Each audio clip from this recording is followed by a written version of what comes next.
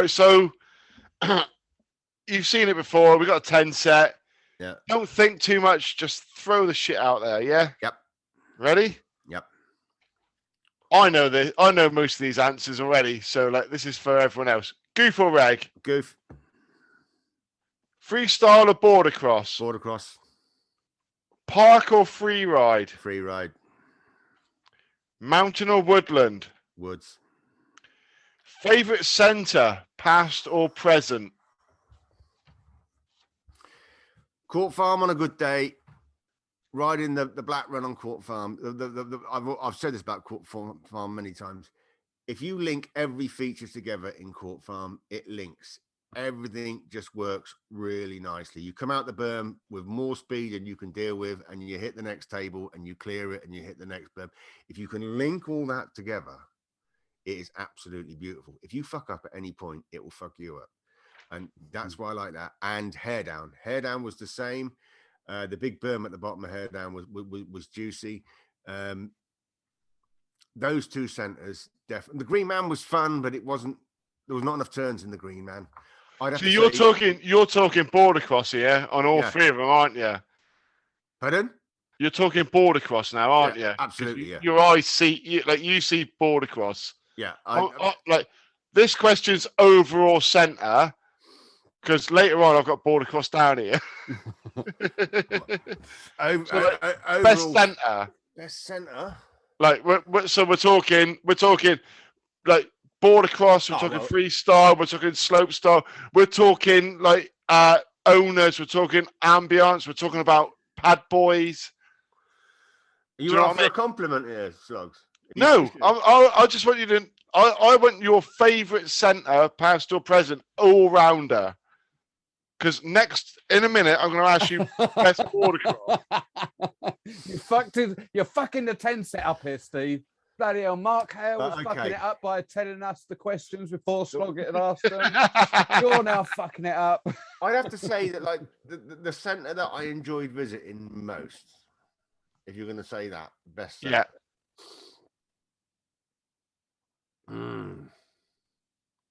I always enjoyed going to Hair Down. I really liked the people down there. And Court Farm. Always a good time. I like, as an overall centre, I thought Out to Grass was a corker. I just loved going down there because the atmosphere was really good. Yeah. My only problem with Out to Grass as a border cross track was that I don't know. As a commentator, you want to be able to see the whole track when you're racing. When somebody disappears off, it's on down the other side of the hill, and you don't know who's won. That's tricky. I mean, like, you know, it's. I liked the Edge. The Edge was always good fun to be at, and Swanbuck. To be honest, if I'm going to go with a border cross track and a freestyle setup as a best center, Swanbuck was right up there. What do I say? I didn't think Court Farm's freestyle setup was that good. Okay, should we just move on? Yeah. Okay. I don't know where the fuck we got, man, to be fair. Start at number one again. Park or free ride? Have we done that one? Yeah, we've done that one. Free ride all the fucking way, right. Front side or back side? It's the backside 180 is, as it's already been said on here, it's the sexiest trick out there.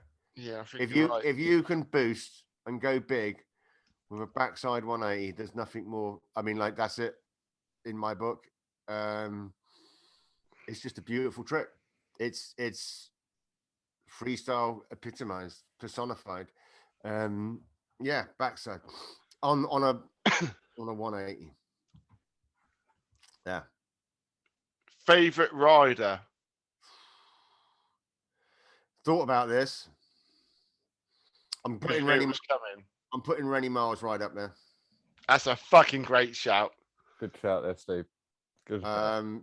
Because effortless, smiling, just like, fuck it, I'll give it a go. Happy as fuck to be where he is at that moment in time. And not just on the hill, but afterwards as well. Yeah. Off the hill, round a fire, over a fire, in a fire, under the fire, whatever. Rennie Miles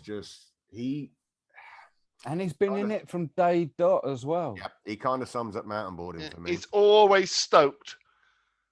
I mean, the fact that he showed up at a snowboard competition up at Sheffield, one of the dry slopes up in Sheffield, there's a snowboard competition going on, and Rennie rocked up. He'd probably only ridden a snowboard on the snow for like 1 week or whatever out in the Alps somewhere, and mountain boarding. He shows up and got third, and they're all like, "Who the fuck is he?" Because the snowboard scene was quite tight. The British snowboard scene, all the regulars show up. It's a British comp. Rennie just shows up with his yellow helmet, smiling, and blows them away. So yeah, favorite rider, Ant, because Ant, even though he doesn't ever admit to it, is like so competitive. He doesn't like the competition and he doesn't really get on with it, he says, but he's competitive with himself and he's competitive with me, and I love it. I thrive on it whenever I see him. So yeah, Rennie and Ant, favorite riders. Yeah, I mean, like that's a completely different question to who's the best rider out there. Well, we spent the weekend with Ant. Yeah. This weekend, and he rode us both into the dirt, man. He's a fucking sender, and he is competitive. Yeah, like you said, but with himself, like he was like way ahead of us, like all weekend. I can keep up with him for about 2 or 3 minutes on those e-boards. Yeah, but he just after that first, and then my attention span starts to wane. I can't keep up with the terrain in my head. He doesn't slow down, does he? And then he's just like boom, boom, meter. Always stepping ahead. If he still knows that you're on his tail, he'll just keep going faster until he's lost you. Yeah, and he won't be happy till he's looking back and he's got a clear trail behind him. Yeah, and he said, "Oh, I'll go behind you." And he started behind me, through halfway through this segment on Saturday. And I turned around when we stopped. I said, "Fucking hell, Ant! It's like having a swarm of angry wasps in your ears with you behind me." Go in front. It's just constant, like right there, and I'm like, and it's sketching me out. And the other wonderful thing about Anthony, more than anything else, is that it's just he bites so easily. You can wind him up so easily about it all. Like, yeah, I fucking had you there, and I'd have had you no problem, mate. Like speed it up, and then that's it. That's red rag to the bull. And yeah, oh god. So yeah, favorite riders. But I mean, I'm gonna say it now, right now, at the UK comps this year, Lisa. Jesus. Fucking smashed it out. Lisa, if you're listening, watching, we'd really love to have you on at some point. Absolutely. I don't know that at all, really. I've met her once, and as you say, Steve, at that champs this year, fuck me, that girl is like shit off a chrome shovel. She 360 backflip, hadn't ridden for she's just spent the last 5 years in Fiji, just swimming. Like it was amazing. Like just like like both days, it was like fuck. And another one, just like Rennie, always smiling. Yeah, the most infectious smile. Epitomizes mountain boarding. Yeah. So yeah, that's a great shout. That was a great shout. I've got top three riders there. There you go. Okay. Best border cross track that I've ridden. Because I mean, I'd have to say Serbia, but I've never ridden it. Oh, you can have two then. Best you've never ridden and best you've ridden. But by all accounts, everyone tells me that Serbia's the best. It does look amazing. The best track that I've ever raced on is without doubt Court Farm, Black Run. No messing. I used to get scared when I was driving there on the Friday. I did used to take my racing and my riding seriously. I practiced the week before. Team Bad would go to whatever centre it was the week before, and we'd practice. and then we'd go away and we'd do LA on the Wednesday night, and then we'd come back on the Friday before. And Thursday night, I couldn't eat. You know, I had proper Got the jitters. butterflies and jitters and stuff, and I loved it. I embraced it. It was fantastic having that. I mean, how do you reproduce that feeling in any other way? You know, you have to put yourself in a position where you are either scared or nervous or excited or whatever to be able to get those feelings. And then, yeah, I mean, you know, I used to just eat dates and cashew nuts and bananas, basically, just food that I knew that I could swallow and digest, and because I couldn't eat. It was crazy. And especially going to Haredown or Court Farm, I knew that, like, if you got either of those two wrong, they'd fucking shoot you up. You know, boom. Everything else, I was more than happy to ride. So yeah, Court Farm, best border cross. Well, while you're talking about best tracks that you've not ridden, and before anybody gets the ump about being invited and shit like that, I'm going to Serbia. Sloggs hoping to go to Serbia this year if they run a comp. Would you like to come with us, Steve, as part of the yeah, this is your cordial invite. yeah. If I could somehow glean the time and the funds, yeah, I'm in. Yeah, definitely. Right, we'll work on it then. I mean, that's the only thing that I could say that's changed me as a rider when I've got an e-board is the fact that I've now got a brake. Okay. And I was vehement. I was so anti-brakes on a mountain board. Whoa, hang on. Whoa. Last question. Yeah. Mounted board or electric mounted board? And while you're answering this, I've really got to go for a wee. Okay. Well, I'm going to go for a wee as well. I'll come back when I'll be back. Oh. Me too.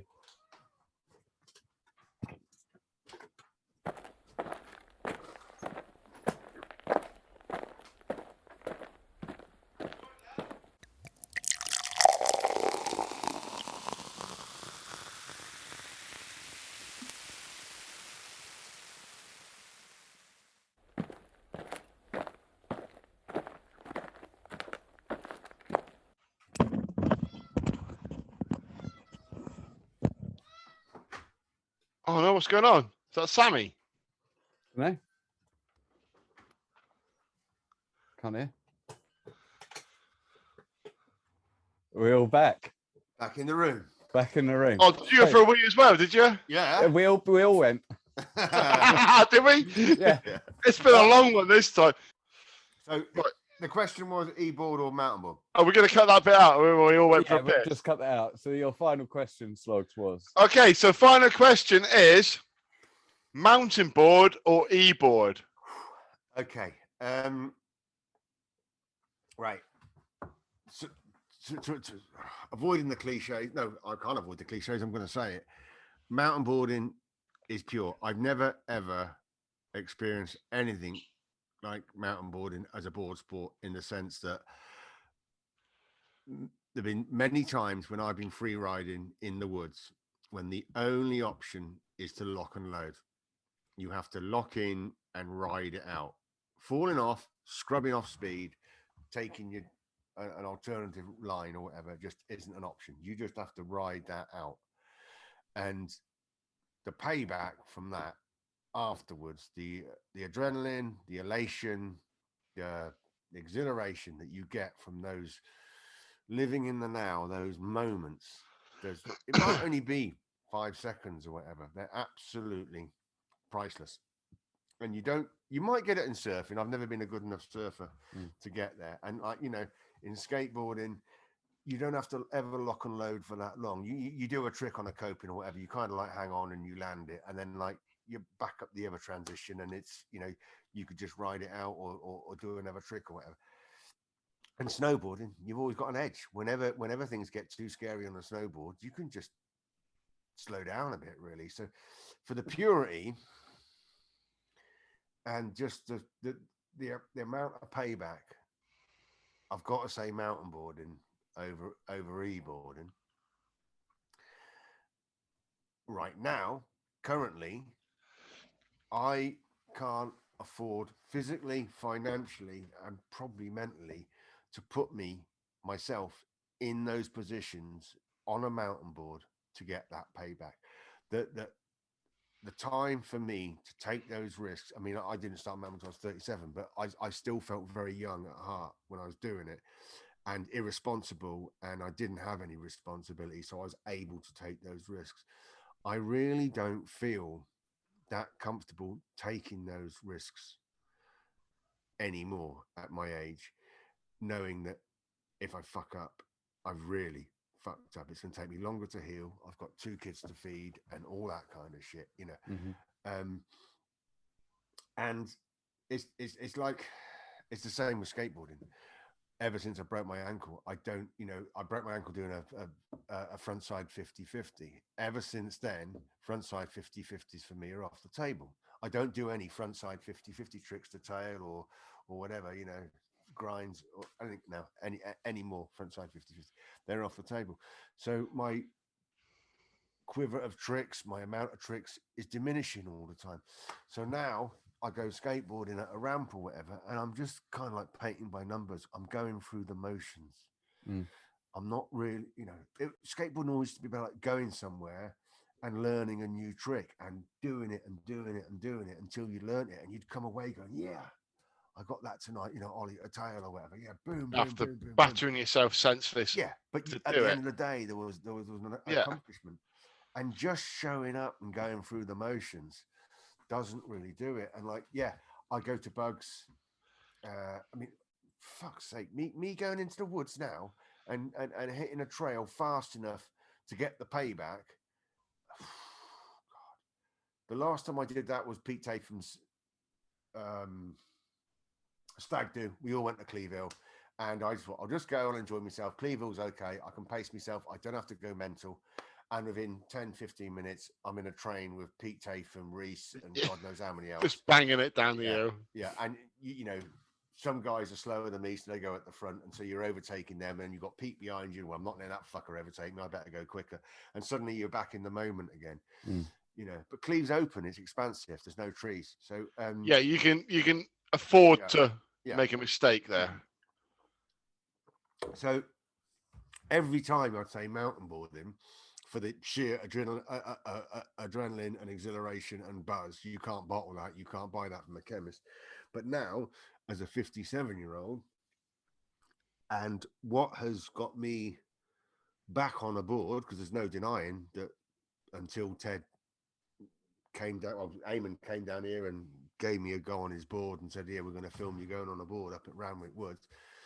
My boarding life was pretty much over. 2 or 3 times a year I'd go. When I went down to Bournemouth, I'd longboard down the seafront. I'd go to Kings Park and skate there. Few grinds, few 50-50s to tail, that kind of thing, and come home sort of content. Yeah, I'm still a skater. I'm 50 odd, but I can still skate, and you know, that's all right. Blah blah blah, but nothing fun. And then I got an e-board. I was like, wow, okay, I can do this. Welcome to our old age for us. Yeah, really. Yeah, I mean, it was and then, you know, I go to a comp down in Devon, and I'm like affirmation down there. Did pretty well. So yeah, I'm still. You've competed on them, have you, Steve? Yeah. Did you know? How did you get on? It's all over the internet, mate. 6th. That was for 2 years running because of COVID. Yeah, mate. 2 years. I was 6th.